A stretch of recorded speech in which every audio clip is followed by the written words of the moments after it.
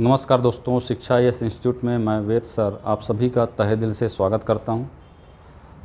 ये वस्तुनिष्ठ प्रश्नों की श्रृंखला का अगला वीडियो है। यहाँ भी कुछ चुनिंदे प्रश्न को मैं आपके सामने रख रहा हूं। इन प्रश्नों को आपको बनाना है, सोचना है कि इसका आंसर क्या होगा और एक एक प्रश्न को अच्छे से देखना है। इसमें मैं एक्सप्लेन भी करूँगा कि एक एक प्रश्नों के बारे में कि इनका आंसर क्या होगा और क्यों होगा। ठीक है, चलिए दोस्तों देखते हैं। पहला प्रश्न, चूँकि मुख्य मेमोरी बिजली बंद होने के बाद डेटा खो देती है इसलिए यह कहलाता है। ठीक है, तो याद रखिएगा मेमोरी के मेन मेमोरी में दो प्रकार की मेमोरी आती है। मेन मेमोरी में दो प्रकार की मेमोरी आती है। एक तो कहते हैं एक कहते हैं वोलाटाइल और एक कहते हैं नॉन वोलाटाइल। वोलाटाइल मतलब होता है अस्थायी मेमोरी और नॉन वोलाटाइल मतलब होता है स्थायी मेमोरी। अस्थायी कहने का मतलब ये इलेक्ट्रिक सिग्नल पर डिपेंड करती है। ठीक है, तो यही जो है आपका आंसर होगा क्या, अस्थिर मेमोरी या अस्थायी मेमोरी। इसी को कहते हैं क्या, वोलाटाइल मेमोरी या वोलाटाइल स्टोरेज। ये वोलाटाइल के अंतर्गत ही दोस्तों रैम आता है। रैम में डेटा तभी तक बने रहते हैं जब तक हम उसे जो है इलेक्ट्रिक सिग्नल देते रहते हैं। ठीक है, जबकि रोम जो है एक नॉन वोलाटाइल मेमोरी, याद रखेगा। इसके अलावा देखिए रैम और रोम के फुल फॉर्म के बारे में पूछा जाता है। रैम का फुल फॉर्म होता है रैंडम एक्सेस मेमोरी और रोम का फुल फॉर्म होता है रीड ऑनली मेमोरी। ठीक है दोस्तों, याद रखिएगा। ठीक है, तो इसका आंसर होगा क्या, बी, अस्थिर भंडारण या अस्थायी मेमोरी। दोनों का मतलब एक ही है। ठीक है, चलिए अगला देखते हैं। मिनी एसडी कार्ड का विस्तार इस प्रकार किया जाता है। जो एसडी कार्ड हम यूज़ करते हैं मोबाइल में, ठीक है, उसमें एसडी का फुल फॉर्म क्या होता है दोस्तों, डेली यूज़ करते हैं लेकिन शायद बहुत कम लोगों को ही पता होगा एसडी का फुल फॉर्म क्या होता है। तो एसडी का फुल फॉर्म होता है दोस्तों मिनी सिक्योर डिजिटल कार्ड। ठीक है, याद रखिएगा। तो आपका आंसर होगा क्या, ऑप्शन नंबर डी। इसी में एक बार व्यापम में आया था एक्सडी पिक्चर कार्ड। तो व्यापम में एक बार ये पूछा था कि एक्सडी का फुल फॉर्म क्या होता है दोस्तों। ठीक है, तो ये जो है कमेंट सेक्शन में आपको इसका फुल फॉर्म बताना है। ठीक है, तो एक्सडी का फुल फॉर्म क्या होता है। ठीक है, चलिए दोस्तों आगे देखते हैं। निब्बल एक भंडारण इकाई है। Nibble is a storage unit consisting of blank bits. Nibble एक भंडारण इकाई है जिसमें ब्लैंक बिट्स शामिल होते हैं। तो एक निब्बल में दोस्तों याद रखिएगा कितने बिट होते हैं, 4 बिट होते हैं। ठीक है, one nibble equal to 4 bits या हाफ बाइट भी कह सकते हैं, याद रखिएगा। ठीक है, चलिए अगला प्रश्न। इनमें से कौन सा कंप्यूटर मेमोरी संबंधित शब्दावली नहीं है। तो देखिए मेमोरी से संबंधित शब्दावली रैम रोम ये तो है। ठीक है, तो इसको काट दीजिए। कैश और रजिस्टर ये भी कहीं ना कहीं मेमोरी से रिलेटेड है। वीजीएफ और सीपीयू इसको छोड़ दीजिए अभी। फ्लॉपी डिस्क और हार्ड डिस्क ये भी क्या है, इसमें क्या होता है, डेटा को स्टोर करने के लिए ही यूज़ किया जाता है। तो ये भी क्या है, मेमोरी संबंधित है। वीजीए और सीपीयू ये कंप्यूटर की मेमोरी से संबंधित नहीं है। वीजीए ये ग्राफिक्स से संबंधित है और सीपीयू के बारे में तो आपको पता होगा, that is the brain of computer, central processing unit. ठीक है, चलिए आगे देखिएगा। तो आंसर क्या होगा, ऑप्शन नंबर सी, वीजीए और सीपीयू। ठीक है, अगला प्रश्न। निम्नलिखित में से कौन सा फ्लॉपी डिस्क का वैध आकार नहीं है। Which of the following is not a valid size of floppy disk. तो फ्लॉपी डिस्क की जो साइज़ है इस प्रकार से फ्लॉपी डिस्क रहती है। ठीक है, तो फ्लॉपी डिस्क में ये जो लंबाई और चौड़ाई होती है इसी को इसकी साइज़ कहते हैं। तो एक साइज़ तो होती है 3.5 इंच, याद रखिएगा इंच में होता है। एक होता है 5.25 इंच, एक होता है 8 इंच। 5.5 इंच नहीं होता, तो आपका आंसर होगा ऑप्शन नंबर बी, 5.5। 3 साइज होती है, ठीक है, और ये साइज नहीं होती। आंसर होगा ऑप्शन नंबर बी, 5.5। और आपको इंच में भी याद में रखना है। ठीक है, बहुत इंपॉर्टेंट है, याद रखिएगा। ठीक है, चलिए आगे देखते हैं। सीपीयू के लिए मेमोरी एक्सेस का सबसे तेज़ साधन निम्नलिखित में से कौन सा है? मतलब मेमोरी प्रोसेसिंग की जो स्पीड है वो सबसे ज़्यादा फास्ट किस में होती है अगर कहेंगे तो ये होती है किस में? रजिस्टर में। याद रखिएगा, सबसे पहला रजिस्टर आता है, रजिस्टर के बाद में कैश मेमोरी आता है, कैश मेमोरी के बाद में रैम आता है, रैम के बाद में हार्ड डिस्क आता है दोस्तों, ठीक है, या सेकेंडरी स्टोरेज आता है, ठीक है। तो आपका आंसर होगा क्या? रजिस्टर। रजिस्टर एक्चुअली किसी भी डेटा के लोकेशन को होल्ड करके रखता है, इसीलिए सबसे फास्ट क्या होता है? रजिस्टर होता है, ठीक है दोस्तों, याद रखिएगा। तो सबसे तेज साधन कौन सा है आपका? रजिस्टर, ऑप्शन नंबर बी, ठीक है दोस्तों। चलिए आगे देखते हैं।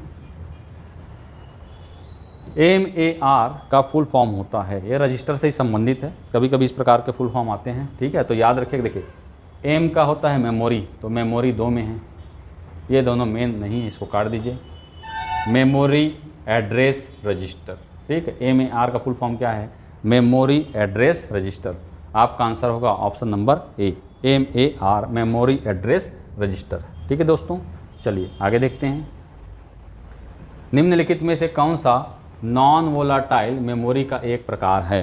ठीक है, तो नॉन वोलाटाइल मतलब क्या होता है दोस्तों? याद रखिएगा, नॉन वोलाटाइल मतलब होता है क्या? स्थायी मेमोरी। क्या होता है? स्थायी मेमोरी, ठीक है। और वोलाटाइल मतलब क्या होता है? वोलाटाइल मतलब क्या होता है? ठीक है, अस्थाई मेमोरी। और स्थाई और अस्थाई कहने का मतलब मैंने बताया था, जो जिसमें डेटा विद्युत सिग्नल पर क्या होते हैं? आधारित होते हैं। अब क्या प्रश्न क्या है? Which of the following is a type of non volatile, ठीक है। तो एक है पी रोम, एक है ई रोम, एक है ई रोम, एक है इनमें से कोई नहीं, ठीक है। तो आपका आंसर होगा, देखिए स्थायी मेमोरी के बारे में कहा जा रहा है, तो यहाँ पर ये सभी क्या होते हैं? वोलाटाइल होते हैं, सॉरी क्या होते हैं? नॉन वोलाटाइल होते हैं, वोलाटाइल, नॉन वोलाटाइल होते हैं, ठीक है।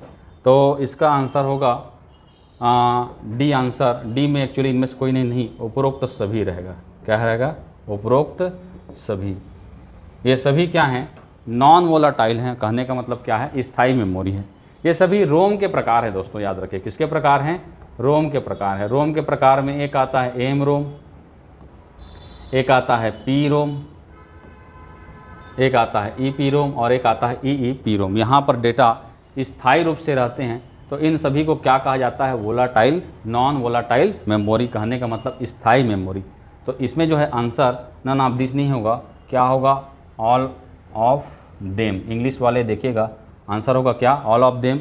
हिंदी वाले क्या होगा? उपरोक्त सभी, ठीक है दोस्तों, याद रखिएगा। चलिए अगला प्रश्न देखते हैं। सीपीयू की गति बढ़ाने के लिए निम्न में से किसका उपयोग किया जाता है? ठीक है, तो सीपीयू की गति बढ़ाने के लिए पहला है मुख्य मेमोरी, दूसरा है फ्लैश मेमोरी, तीसरा है सहायक मेमोरी, चौथा है कैश मेमोरी। तो ये मेन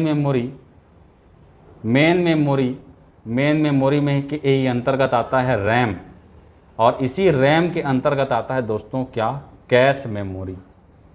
कैश मेमोरी और कुछ नहीं, रैम के अंतर्गत की ही मेमोरी है। इसके अंतर्गत वे डेटा आते हैं जिनको सीपीयू बार बार क्या करता है? एक्सेस करता है, बार बार यूज़ करता है। जैसे हम किसी भी चीज़ को बार बार यूज़ करते हैं, उसके लिए अलग जगह रखते हैं, और जिसको कभी कभी यूज़ करते हैं उसके लिए अलग जगह रखते हैं। तो ऐसे ही रैम में जो बार बार यूज़ किए जाने वाले जो डेटा हैं वो कहाँ रहते हैं? कैश में रहते हैं। इसीलिए इसकी प्रोसेसिंग स्पीड क्या होती है? फास्ट होती है, और उसके बाद किसकी होती है? रैम की होती है, ठीक है। तो आंसर होगा क्या? D, cache memory. याद रखिएगा, डी क्या है? कैश मेमोरी, ठीक है दोस्तों। चलिए आगे देखते हैं। अगला प्रश्न है, कंप्यूटर के बायोस को स्टोर करने के लिए निम्नलिखित में से किसका उपयोग किया जाता है? तो सबसे पहले बायोस कहने का मतलब क्या होता है? जब आप कंप्यूटर को चालू करते हैं तो चालू करते समय ऑपरेटिंग सिस्टम के सॉफ्टवेयर रैम में लोड होते हैं। इसी से संबंधित जो प्रोग्रामिंग की जा रहती है, जो कोडिंग की जा रहती है, वो किस में रहती है? बायोस में रहती है। बायोस एक प्रकार का सॉफ्टवेयर है, और यही बायोस जो है ये किस में लोड रहता है बोलेंगे तो याद रखिएगा, किस में रहता है? रोम में रहता है। किस में? रोम में। तो आपका आंसर होगा क्या? ऑप्शन नंबर बी, रोम, ठीक है दोस्तों। चलिए आगे देखते हैं। निम्न में से किस मेमोरी को विद्युत आवेश के संपर्क में लाकर मिटाया जा सकता है? ठीक है, पहला है पी रोम। पी रोम का फुल फॉर्म होता है प्रोग्रामेबल रोम। एम-रोम का फुल फॉर्म होता है मास्क्ड रोम।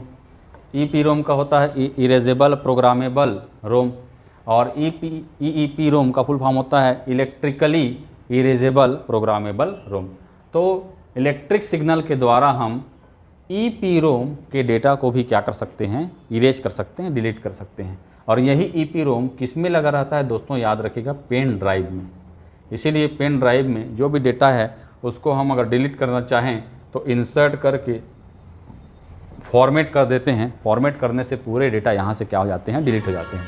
और यही जो फॉर्मेट करते हैं ये फॉर्मेट किसके माध्यम से होता है, तो इलेक्ट्रिक सिग्नल के माध्यम से। तो ईईपी-रोम का बेस्ट उदाहरण कौन सा है, आपका पेन ड्राइव, याद रखिएगा। ठीक है दोस्तों, चलिए अगला प्रश्न, निम्नलिखित में से कौन सा विकल्प सही नहीं है। ठीक है, गलत विकल्प को चुनना है। तो देखिए बाइट स्मॉल लिखा है, जबकि बाइट के लिए क्या होता है, कैपिटल होता है। बिट के लिए कैपिटल लिखा है, जबकि बिट के लिए क्या होता है, स्मॉल होता है। केबी मतलब क्या होता है, किलो बिट लिखा है, केबी मतलब क्या होता है, जबकि किलो बाइट होता है। इसीलिए किलो बाइट में के जो है कैपिटल और बी जो है क्या होता है, कैपिटल होता है। तो कौन सा विकल्प सही नहीं बोलेंगे, तो उपरोक्त सभी, कोई भी विकल्प सही नहीं है। याद रखिएगा, कैपिटल रहेगा तो बाइट के लिए, स्मॉल रहेगा तो बिट के लिए, और केबी रहेगा तो क्या होगा, किलो बाइट। अच्छा दोस्तों, आपके लिए एक प्रश्न है, बिट का फुल फॉर्म क्या होता है आपको बताना है। ठीक है, किसका, बिट का फुल फॉर्म क्या होता है ये आपको बताना है कमेंट सेक्शन में। ठीक है दोस्तों, चलिए आगे देखते हैं। इनमें से कौन सा कथन असत्य है, फॉल्स स्टेटमेंट को आपको देखना है। तो पहला, सबसे छोटी मेमोरी यूनिट क्या होती है, बाइट होती है, बिट होती है। तो बाइट नहीं होती दोस्तों, क्या होती है, बिट होती है, याद रखिएगा। इसी बिट के अंतर्गत या तो 0 आता है या क्या आता है, 1 आता है। तो पहला स्टेटमेंट तो अपने को समझ में आ गया क्या है, ये गलत है। दूसरा देखते हैं, सबसे बड़ी मेमोरी यूनिट क्या होती है, जियो बाइट। ठीक है, तो ये जियो बाइट, GEOP, जियो और बाइट, ठीक है, इसको कहते हैं GEB। इसका एक्रोनिम्स जो है ये क्या है, GEB, क्योंकि GB करेंगे तो गीगाबाइट हो जाएगा, तो इसको GEB कहते हैं। जियो बाइट मेमोरी यूनिट की सबसे बड़ी यूनिट है और सबसे क्या छोटी है, आपका बिट। तो ये सही है, ये स्टेटमेंट क्या है, गलत है। एक बाइट 8 बिट्स के बराबर होता है, ये भी सही है, ये सही है, ये सही है, उपरोक्त तो सभी सही है। ठीक है, तो ये भी क्या है, तो कुल मिलाकर आपका आंसर हो क्या, आंसर ऑप्शन नंबर ए, सबसे छोटी यूनिट। क्योंकि आपको देखना है क्या, असत्य कथन। तो पहला कथन क्या है, असत्य है। ठीक है, याद रखेंगे ऑप्शन नंबर ए। चलिए आगे देखते हैं। 1 TB इक्वल टू बाइट्स, ये जो है मेरे ख्याल से व्यापम के ही एग्जाम में या तो वार्डन का होगा या पटवारी का होगा या RI का होगा, इसमें जो है यह प्रश्न आया था। तो देखिए 1 TB बराबर, सबसे पहले आपको देखना है 1 या 0, इसको कहते हैं बिट। ठीक है, 4 बिट ये होता है 1 निब्बल। ठीक है दोस्तों, 8 बिट ये होता है 1 बाइट। ठीक है, 1024 बाइट या इसी को कहते हैं 10 टू द पावर 3, ऐसा लिखा रहेगा, या ये लिखा रहेगा 2 टू द पावर 10, इस फॉर्म में भी लिखा रहता है। ये इक्वल टू होता है क्या, 1 KB। 1024 KB equal to 1 MB। 1024 MB equal to 1 MB के बाद में GB। 1024 GB equal to 1 TB, terabyte कहते हैं। तो यहाँ पर टेराबाइट से सबसे पहले अगर आप टेराबाइट से गीगाबाइट में करेंगे तो क्या होगा, 1024 GB। अब GB के बाद आप MB में करेंगे तो क्या होगा, 1024 इंटू 1024, ये क्या होगा, MB में। ठीक है, फिर उसके बाद करेंगे, किस में करना है आपको, बाइट में करना है। ठीक है दोस्तों, तो फिर 1024 गुणित 1024 गुणित 1024 करेंगे तो किस में आएगा, किलो बाइट में आएगा। फिर उसके बाद 1024 गुणित 1024 गुणित 1024 गुणित 1024, ये करेंगे तब क्या होगा, KB में आएगा दोस्तों। ठीक है, तो कितने बार है, 1 2 3 या और 4, तो 4 बार किसमें है दोस्तों, 1 2 3 और 4। आपका आंसर होगा ऑप्शन नंबर बी। ऐसे प्रश्नों को थोड़ा सा संभल कर आपको बनाना पड़ेगा, बशर्ते आपको सही बनाना है। आपका टारगेट ये है कि एक एक प्रश्नों से आपको एक एक नंबर कलेक्ट करना है, गलत नहीं बनाना है। आपको कोशिश करना है कम से कम आपके नेगेटिव मार्क्स हो, इसको विशेष रूप से ध्यान देना है। कितने क्वेश्चन बना रहे हैं दैट इज़ नॉट इम्पॉर्टेंट, कितने करेक्ट बना रहे हैं दैट इज़ इम्पॉर्टेंट। क्लियर है दोस्तों? तो ये थोड़ा सा आपको थोड़ा सावधानी से आपको इसको टैकल करना है। ठीक है दोस्तों, चलिए आगे देखते हैं। EBCDIC का पूर्ण फुल फॉर्म क्या होता है? तो EBCDIC ये एक्चुअली यही बताता है कि एक बाइट में 8 बीट होते हैं दोस्तों। 8 क्या होते हैं, बिट्स होते हैं। ये इसी कोडिंग के द्वारा हमें बताया गया है। और एक जो है ASCII कोड होता है। ASCII कोड के तहत क्या बताया गया है, एक बाइट में दोस्तों याद रखें कितने होते हैं, बोलेंगे तो 7 बिट्स होते हैं।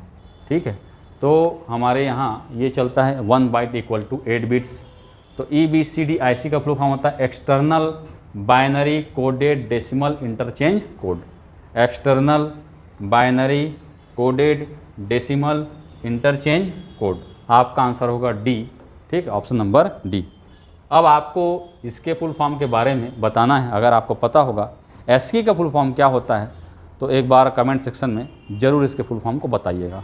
ये सब पूछने का मेरा एक उद्देश्य ये है ताकि आप इन प्रश्नों को भी अगर आ जाए तो आप टैकल करें। और अगर आप कमेंट सेक्शन में ये सब बता रहे हैं तो मेरे को ये सुनकर अच्छा लगेगा कि आप इन चीज़ों को ध्यान से देख रहे हैं। ठीक है दोस्तों, चलिए आगे देखते हैं। अगला प्रश्न है, ये जो है मैच द फॉलोइंग है। ठीक है, तो 1 KB बराबर मैंने बताया था बाइट्स में है, तो 1 KB बराबर क्या होगा, 2 to the power 10 बाइट्स। ठीक है, 1 KB इसको आप क्या लिख सकते हैं, 1024 बाइट्स। ठीक है, और मैंने बताया है 1024 को क्या लिख सकते हैं, 2 to the power 10। तो A का होगा 4, A का 4 किस में है, ये दोनों में नहीं है, काट दीजिए। A का 4 इसमें है और इसमें है, एक एक लाइन कर, इस प्रकार से ही आपको बनाना है। 1 MB बराबर, तो देखिए 1 MB बराबर क्या होगा, 1 MB बराबर 2 to the power 20, 2 to the power 20। तो 2 का क्या है, 1 है, 2 का 1 दोनों में है। 1 GB बराबर 2 to the power 30। अब यहीं पर आपको देखना है कि सी ऑप्शन में 2 किस्में हैं, सी ऑप्शन में 2 किस्में हैं, इसमें है। ठीक है, और ये जो है आपका लास्ट TB बराबर 2 to the power 40। तो आपका आंसर होगा ऑप्शन नंबर डी, 4 1 2 और 3। जब भी इस प्रकार के प्रश्न आएंगे दोस्तों तो आपको बारीकी से देखकर बनाना पड़ेगा, याद रखिएगा। एक गलती पूरा आपका आंसर गलत कर देगी। तो यहाँ पर ऐसे होते हैं कि हम बना के भी आएंगे और उल्टा हमारा नंबर 1/4 क्या हो जाएगा, माइनस हो जाएगा। तो आपको ये नहीं करना है, इससे तो बेटर है आप इसको छोड़ दें ताकि आप प्लस में रहें। ठीक है, तो बनाना है तो आपको +1 करना पड़ेगा। ठीक है, जो बारीकी से देख के आप बनाओगे तभी वो पॉसिबल है। ठीक है दोस्तों, चलिए आगे देखते हैं, इंग्लिश मीडियम वालों के लिए है। अगला प्रश्न है POST का पूर्ण रूप है। ठीक है, ये आया हुआ प्रश्न है, तो याद रखें एक एक शब्द को देखना है। P का होता है पावर, सभी में है पावर, कोई मतलब नहीं है। दूसरा है O का मतलब होता है ऑन। अब ऑन किस में है, ये ऑफ है, इसको काट दीजिए, ये ऑफ है, इसको काट दीजिए। पावर ऑन दोनों में है। S का होता है सेल्फ, दोनों में है। और 2 है टेस्टिंग होता है या टेस्ट होता है, तो याद रखिए क्या होता है, power on self test, power on self test. जब हम कंप्यूटर चालू करते हैं तो यही प्रोसीजर पहले होता है, क्या, POST, power on self test. यहाँ पर CPU क्या करता है, एक टेस्टिंग प्रक्रिया करता है कि कौन कौन से कंपोनेंट्स जो जुड़े हुए हैं वो प्रॉपरली जुड़े हुए हैं कि नहीं हुए हैं, उनको इलेक्ट्रिक सिग्नल जिस क्वांटिटी में मिलना चाहिए उस क्वांटिटी में मिल रहा है कि नहीं मिल रहा है, जिस मात्रा में मिलना चाहिए उस मात्रा में मिल रहा है कि नहीं मिल रहा है, ये जो है चेक करता है। अगर सारी चीज़ सही होती है तब पोस्ट के बाद में अगला जो प्रोसीजर है ये क्या, बायोस जनरेट होता है। और इसी बायोस में क्या होता है, आपका ऑपरेटिंग सिस्टम का सॉफ्टवेयर हार्ड डिस्क से रैम में क्या होता है, लोड होता है। तभी आप देखे होंगे लोडिंग की प्रक्रिया जो है चालू हो जाती है आपके सिस्टम में। ठीक है, प्रोसेसिंग लिखा हुआ रहता है। तो इसका फुल फॉर्म है पावर ऑन सेल्फ टेस्ट, याद रखिएगा। ठीक है दोस्तों, चलिए आगे देखते हैं। फ्लॉपी डिस्क की भंडारण क्षमता है, ये भी आया हुआ है। तो देखिए पूरा आपको देखना है। फ्लॉपी डिस्क की भंडारण क्षमता कितनी होती है 1.44, बस इतना ही देख के आपको इसको नहीं लगा लेना है, ठीक है। आगे देखना है क्या लिखा है केबी, गलत, केबी नहीं होता। अब 1.4 MB को ही देख के मत कर देना, इधर क्या है आपका दशमलव भी होना चाहिए, तो 144 लिखा है, ये भी क्या है गलत है, ठीक है। 1.44 MB ये क्या है आपका राइट आंसर है। तो आपका आंसर होगा क्या, ऑप्शन नंबर सी 1.44 MB, याद रखिएगा, ठीक है। चलिए अगला प्रश्न नेक्स्ट। निम्नलिखित में से किसका उपयोग भंडारण के लिए किया जाता है? इसका उपयोग यूज्ड फॉर स्टोरेज। तो पहला है CD रोम, बिल्कुल CD में हम गाने वगैरह सुनते हैं, गाना पिक्चर जो भी है, डेटा को स्टोर करने के लिए यूज़ किया जाता है। रजिस्टर भी डेटा को स्टोर करने के लिए किया जाता है। कैश मेमोरी में भी ये रैम का हिस्सा है, ये डेटा को स्टोर करने के लिए किया जाता है। और DVD भी क्या किया जाता है, डेटा को स्टोर करने के लिए किया जाता है। तो ऑप्शन देखिए किसमें चारों ऑप्शन है, केवल एक गलत, केवल एक दो गलत, 1 2 3 ये भी गलत, 1 2 3 और 4 सभी जो हैं क्या हैं, डेटा को स्टोर करने के लिए प्रयोग किए जाते हैं, ठीक है। आंसर होगा डी 1 2 3 और 4, ठीक है दोस्तों। चलिए अगला देखते हैं। DVD का फुल फॉर्म क्या होता है, ठीक है, what is the full form of DVD? तो डिजिटल वर्सेटाइल डिस्क, बिल्कुल सही, ये भी होता है। डिजिटल वीडियो डिस्क, ये भी होता है। A अथवा B, ये भी सही है। तो आपका आंसर क्या होगा, उपरोक्त सभी दोस्तों, ठीक है, याद रखिएगा। पहला भी सही है, दूसरा भी सही है, A अथवा B ये भी सही है, तो क्या होगा उपरोक्त सभी, ठीक है। Option number D all of the एबो, ठीक है। चलिए अगला देखते हैं। इनमें से कौन सी हार्ड डिस्क बनाने वाली कंपनी नहीं है? नहीं है को अंडरलाइन कर लीजिए, देखिए, ठीक है। तो हार्ड डिस्क बनाने वाली कंपनी, सबसे पुरानी कंपनी है सीगेट्स दोस्तों, याद रखिए, ये भी कंपनी है हार्ड डिस्क बनाने वाली। आई ओमेगा भी एक कंपनी हार्ड डिस्क बनाने वाली, सैमसंग भी एक कंपनी हार्ड डिस्क बनाने वाली, ठीक है। तो आपका आंसर होगा क्या, डी, इनमें से कोई नहीं, इनमें से कोई नहीं, नन ऑफ दिस, ठीक है। उपरोक्त तीनों जो है हार्ड डिस्क बनाने वाली क्या है, कंपनियां हैं, ठीक है दोस्तों। चलिए आगे देखते हैं अगला प्रश्न। निम्नलिखित को आरोही क्रम में व्यवस्थित कीजिए, ठीक है, कि स्टोरेज कैपेसिटी के हिसाब से arrange the following in ascending order, ठीक है, बढ़ते क्रम में। तो FD मतलब होता है क्या, फ्लॉपी डिस्क। FD मतलब क्या होता है, फ्लॉपी डिस्क, ठीक है। फ्लॉपी डिस्क की भंडारण क्षमता स्टोरेज कैपेसिटी 1.44 MB, ठीक है। उसके बाद आता है क्या, CD, कॉम्पैक्ट डिस्क कहते हैं, कॉम्पैक्ट डिस्क, ठीक है। इसकी स्टोरेज कैपेसिटी होती है 640 MB, इससे बड़ा है, ठीक है। उसके बाद है DVD, डिजिटल वीडियो डिस्क या डिजिटल वर्सेटाइल डिस्क, DVD, इसकी होती है कितनी, 4.7 GB, ठीक है, ये GB में है। उसके बाद होता है क्या, BRD, ब्लू रे डिस्क, ठीक है, इसकी होती है 25 to 50 GB, ठीक है। और उसके बाद होता है HVD, होलोग्राफिक वर्सेटाइल डिस्क, इसकी होती है कितनी, 6 TB, ठीक है।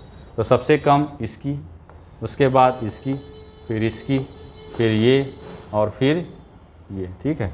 तो FD मतलब floppy disk, CD, DVD, BRD और HVD, आंसर होगा ऑप्शन नंबर डी। इस प्रकार के प्रश्न भी कई बार व्यापम पूछ चुका है दोस्तों, याद रखिएगा, ठीक है। तो आंसर होगा डी, ठीक है। चलिए आगे देखते हैं। निम्न में से कौन सा ऑप्टिकल डिस्क नहीं है?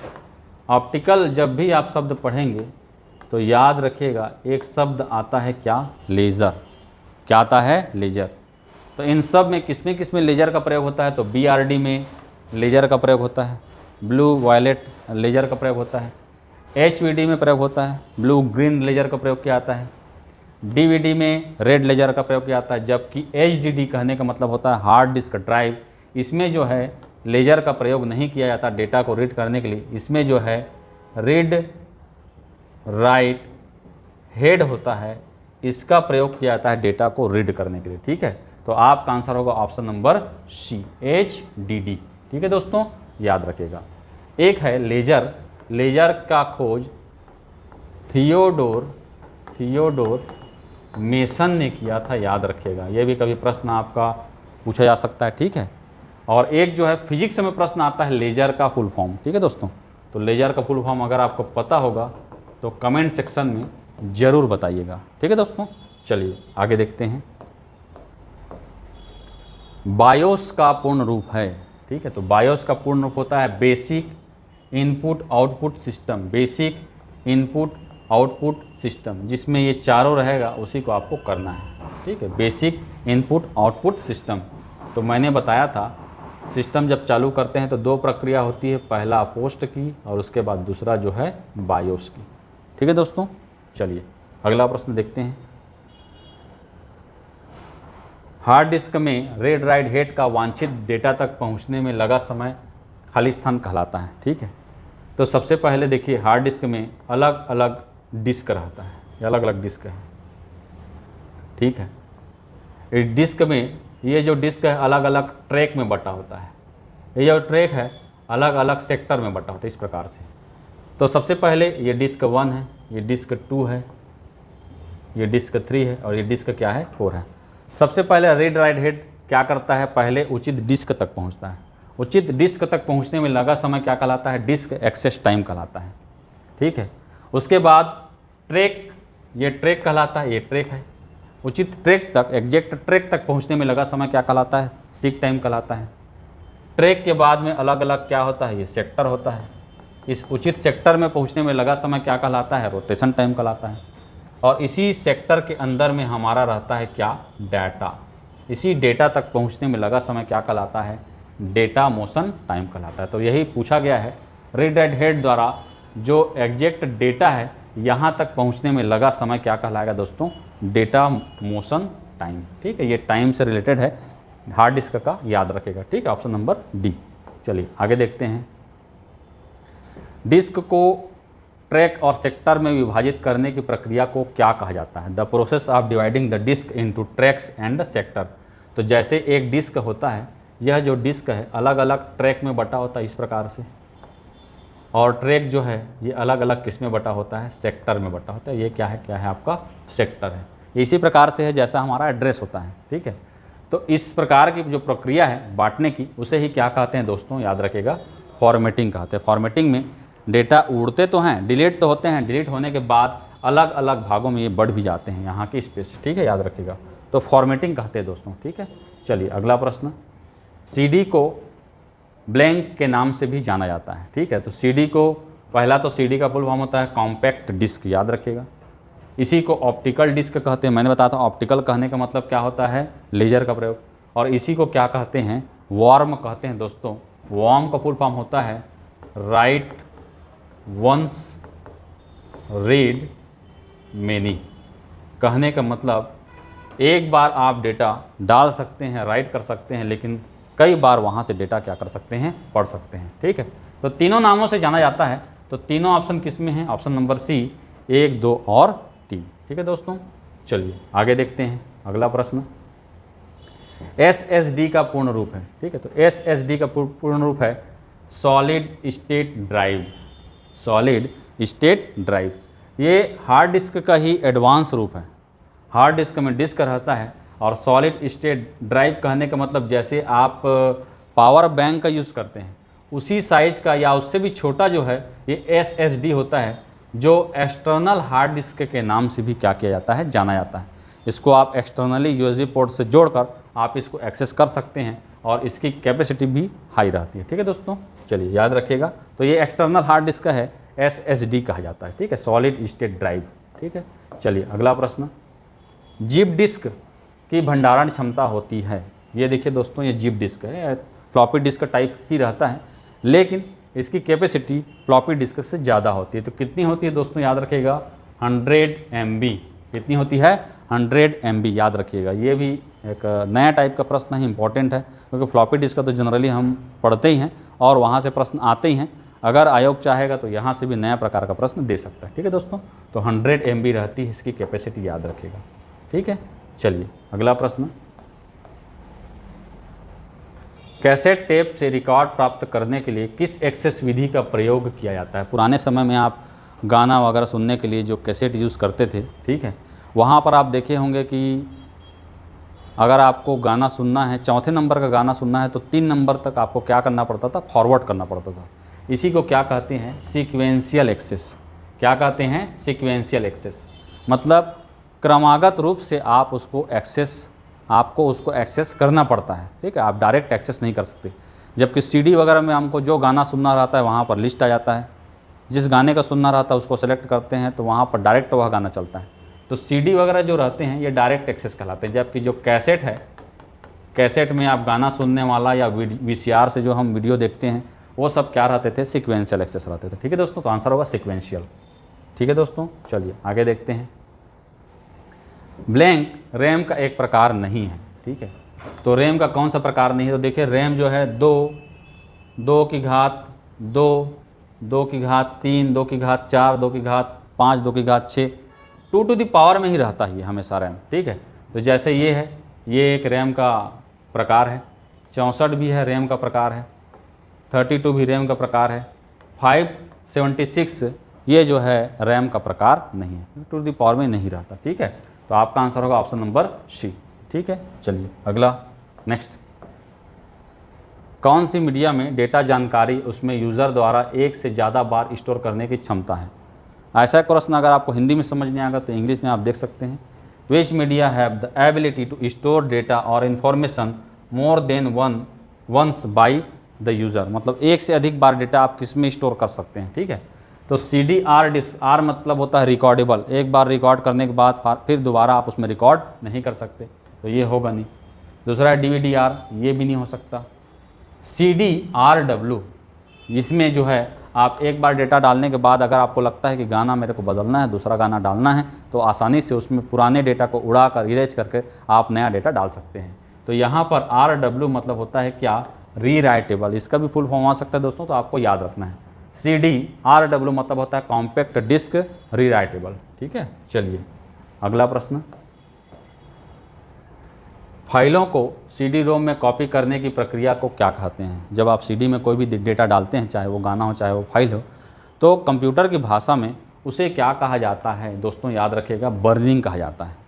बर्निंग कहने का मतलब ये है कि जैसे कोई भी चीज़ों को अगर हम जला देते हैं तो पुनः जो है उसको प्राप्त नहीं कर सकते, ऐसे ही यहाँ पर एक बार डेटा डाल देने के बाद, ठीक है, उस पर जो है नया डेटा हम नहीं डाल सकते। ठीक है, तो कंप्यूटर की भाषा में डेटा डालने की या कॉपी करने की प्रक्रिया को क्या कहा जाता है, बर्निंग कहा जाता है। ये भी इंपॉर्टेंट है, आया हुआ प्रश्न है। ठीक है दोस्तों, याद रखिएगा। चलिए अगला प्रश्न। दोहरी परत वाली ब्लू रे डिस्क की भंडारण क्षमता कितनी होती है। What is the storage capacity of dual layer blue रे डिस्क। ठीक, तो ब्लू रे डिस्क की सिंगल लेयर अगर BRD की बात करें तो ये 25 GB कैपेसिटी होती है, और यही अगर डुअल लेयर करें, ठीक है, तो कितनी होती है, 50 GB होती है। ठीक है, तो आपका आंसर होगा क्या, डुअल लेयर के लिए है 50 GB। आंसर क्या होगा आपका, ऑप्शन नंबर बी, 50 GB। ठीक है दोस्तों, चलिए अगला प्रश्न। ब्लैंक को छोड़कर निम्नलिखित सभी हटाने योग्य मीडिया में शामिल है। इंग्लिश में देख लेते हैं। All of the following are included in removal media except. ठीक है, मतलब इसको छोड़कर। तो ऐसा कौन सा डिवाइस है जिसको हम रिमूव कर सकते हैं, तो CD-ROM, CD निकलता है, इसको हम कर सकते हैं। फ्लॉपी भी निकलता है, DVD निकलता है। जबकि हार्ड डिस्क ये क्या रहता है, अंदर की ओर से CPU से जुड़ा होता है, ये रिमूवल नहीं होता। ठीक है, तो ये रिमूवल डिस्क में शामिल नहीं है। आपका आंसर होगा ऑप्शन नंबर डी। ठीक है दोस्तों, चलिए आगे देखते हैं नेक्स्ट। CD के बारे में कौन सा कथन असत्य है। ठीक है, तो पहला है डेटा रीड करने के लिए लाल लेजर का प्रयोग किया जाता है, बिल्कुल सही है। भंडारण क्षमता 640 MB होती है, ये भी सही है। डेटा वृत्ताकार ट्रैक में बटा होता है। ठीक है दोस्तों, ये गलत है। डेटा सर्कुलर नहीं होता, डेटा क्या होता है, CD के अंदर डेटा जो है स्पायरल मतलब सर्पिलाकार स्पायरल जो है बटा हुआ था। इस प्रकार से जैसे हम हार्ड डिस्क में देखे थे, इस प्रकार से अलग अलग ट्रैक में बटा हुआ था। ठीक है, जबकि CD में इस प्रकार से स्पायरल जो है बटा हुआ रहता है, ऐसा। ठीक है दोस्तों, याद रखिएगा। और यही जो है फिर अलग अलग जो है ये इसका ये ट्रैक है, ये एक ट्रैक है। ट्रैक के अंदर में क्या होता है, ट्रैक के बाद में जो है सेक्टर, इस प्रकार से बटा हुआ रहता है। ठीक है, तो डेटा वृत्ताकार सर्कुलर नहीं स्पायरल बटा हुआ रहता है। ठीक है, तो असत्य कथन कौन सा है आपका, ऑप्शन नंबर सी। ठीक है दोस्तों, याद रखिएगा। थोड़ा से मॉडरेट लेवल के प्रश्न हैं। देखिए एग्जाम में सभी प्रकार के प्रश्न आते हैं, कुछ इजी रहते हैं, कुछ टिपिकल रहते हैं, कुछ जो है मॉडरेट लेवल के रहते हैं। ठीक है दोस्तों, चलिए आगे। कैश मेमोरी खाली स्थान के मध्य स्थित होता है। ठीक है, तो कैश मेमोरी CPU और रैम के बीच में होता है। मैंने बताया था ये CPU जो है क्या करता है, ये जो रैम है, इस रैम में जो भी डेटा है, जो बार बार यूज़ होने वाले डेटा हैं, इसको अलग स्थान पर रख देता है। इसी को क्या कहते हैं, कैश कहते हैं। तो कैश मेमोरी किसके किसके बीच शामिल है, एक CPU और दूसरा क्या है, रैम। ठीक है दोस्तों, याद रखिएगा। चलिए अगला प्रश्न। निम्नलिखित में से किस डिवाइस को प्लग एंड प्ले डिवाइस के नाम से भी जाना जाता है। प्लग एंड प्ले कहने का मतलब प्लग करना है और डायरेक्ट आप उसको क्या कर सकते हैं, एक्सेस कर सकते हैं। ठीक है, तो CD में क्या करना पड़ता है, CD ड्राइव आपको चाहिए। DVD HVD में क्या करना पड़ेगा, आपको HVD के लिए ड्राइव चाहिए। पेन ड्राइव क्या होता है, USB पोर्ट से डायरेक्ट क्या कर देता है, यह जुड़ जाता है। ठीक है, तो इसीलिए पेन ड्राइव को क्या कहते हैं, प्लग एंड प्ले डिवाइस कहते हैं। दोस्तों याद रखिएगा। ठीक है, चलिए पेन ड्राइव को हम USB पोर्ट से जोड़ते हैं। ठीक है, चलिए अगला प्रश्न। एक EPROM में कितने साइकिल राइट हो सकते हैं। देखिए EPROM कहने का मतलब होता है erasable programmable read only memory, जहाँ पर हम अल्ट्रावायलेट रे के माध्यम से यहाँ से डेटा क्या कर सकते हैं, इरेज कर सकते हैं। तो ये इरेज करने की जो प्रक्रिया हम कितनी बार कर सकते हैं, तो हम 1000 बार इससे डेटा को क्या कर सकते हैं, इरेज कर सकते हैं। नया प्रकार का प्रश्न है दोस्तों, याद रखिएगा, 1000 टाइम्स। ठीक है दोस्तों, चलिए अगला प्रश्न। इनमें से कौन सा फ्लॉपी डिस्क की स्टोरेज साइज नहीं है। ठीक है, नहीं है, ये देखना है। ठीक है, तो 100 KB ये स्टोरेज कैपेसिटी है। 8 इंच की जो फ्लॉपी है इसकी स्टोरेज कैपेसिटी कम होती है 100। ठीक है, 5.25 इंच जो है ये, इसमें जो है 360 KB स्टोरेज है। 1.44 ये KB लिखा हुआ है दोस्तों, KB नहीं होता, क्या होता है, MB होता है। ठीक है, तो आपका आंसर क्या होगा, ऑप्शन नंबर C, 1.44 KB। क्या पूछा है, फ्लॉपी डिस्क की स्टोरेज साइज नहीं है में KB आएगा। अगर 1.44 रहता और क्या रहता, MB रहता तब होता। तो इसको भी आपको देखना है। ठीक है दोस्तों, चलिए आगे देखते हैं। ठीक है, चलिए तो यहाँ से लगभग 40 क्वेश्चंस जो हैं मैंने करा दिए। ठीक है, बहुत इंपॉर्टेंट क्वेश्चन थे दोस्तों। तो आपको 1-2 बार इस वीडियो को देखना है। 1-2 बार जब आप देखेंगे तब आपका ऑटोमेटिक इन प्रश्नों से जो है, इन प्रश्नों के जो आंसर हैं वो याद हो जाएंगे। और आगामी एग्जाम में यहाँ से अगर आपके सामने वो प्रश्न रहेगा तो बिल्कुल आपका माइंड क्लिक करेगा और सही ऑप्शन तक आप पहुँचेंगे। ठीक है दोस्तों, तो इसके साथ ही मैं ये बताना चाहूँगा कि इसके पहले भी मैंने कंप्यूटर से रिलेटेड जो है 2 वीडियो डाल चुके हैं जो बहुत महत्वपूर्ण है, जहाँ पर आपसे बहुत ज़्यादा प्यार मिला। इसके लिए बहुत बहुत धन्यवाद। तो इसी प्रकार से यह वीडियो की श्रृंखला जो है, सीरीज जो है जारी रहेगी। ठीक है, मिलता हूँ अगले वीडियो के साथ में, तब तक के लिए बहुत बहुत धन्यवाद। Thank you.